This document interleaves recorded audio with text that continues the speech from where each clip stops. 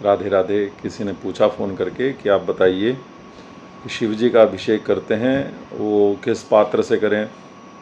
और वैसे तो आपको बताऊं, शिवम गवय श्रृंगेण केशवम शंखवारिणा विघ्नेशम ताम्रपात्रेण स्वर्णेन जगदम्बिका। शिव जी को तो गवय यानी सांड के सिंग से ही अभिषेक किया जाता है, और केशवम शंखवारिणा भगवान नारायण को शालिग्राम स्वरूप में या लड्डू गोपाल के स्वरूप में, बालकृष्ण के स्वरूप में आप या कोई विग्रह को आपको शंख से ही अभिषेक और नहलाना चाहिए। विघ्नेशम ताम्रपात्रेण भगवान श्री गणेश जी महाराज को तांबे के पात्र से स्नान आदि या अभिषेक आदि करवाना चाहिए। स्वर्णेन जगदम्बिका, और माँ भगवती राजराजेश्वरी दुर्गा जी का अभिषेक आदि स्वर्ण के पात्र से होता है, तो उसी से करवाया जाना चाहिए। हाँ, एक चीज़ और बता दूं आपको कि जो श्रृंगियाँ आजकल आती है पीतल की बनी हुई, या कोई चांदी की बनाते हैं, या कोई आजकल वो जर्मन सिल्वर की बनवाते हैं, वो सब श्रृंगियों में देखिए, ये जो गौ का मुख बना हुआ है, गौ का मुख अशुद्ध माना जाता है। ऐसी श्रृंगी आपको काम में नहीं लेनी चाहिए। ये गौ का मुख है, इसको शुद्ध नहीं माना जाता, क्योंकि कामधेनु माता को शिव जी का श्राप लगा हुआ है। जब ब्रह्मा जी और विष्णु जी में आपस में मतभेद हुआ था, तब ब्रह्मा जी ने केतकी यानी केवड़े के फूल से और कामधेनु माता से झूठ कहलवा दिया था कि ब्रह्मा जी ने सब देख लिया है और इस प्रकाश स्तंभ का अंतिम छोर देख करके आ चुके हैं।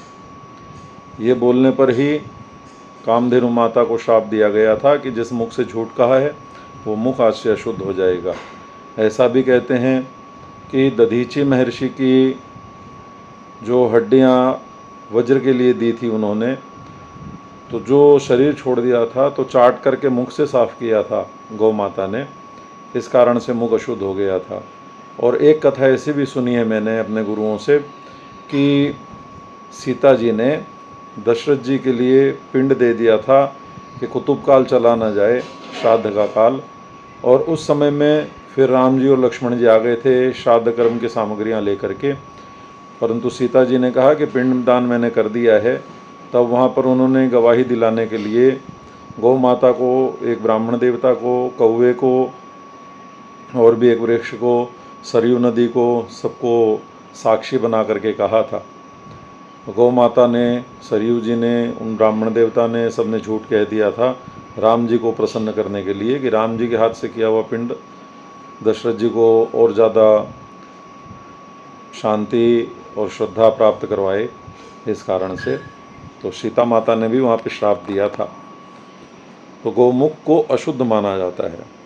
अब ये मत कहिएगा कि गौमुख यानी गंगा जी जहाँ से निकलती है उसको नहीं, गौ माता का जो मुख होता है उसको अशुद्ध मानते हैं। तो श्रृंगी के ऊपर में ये जो गौ का मुख बना करके उससे शिव जी का अभिषेक करते हैं, ये अशुद्ध है।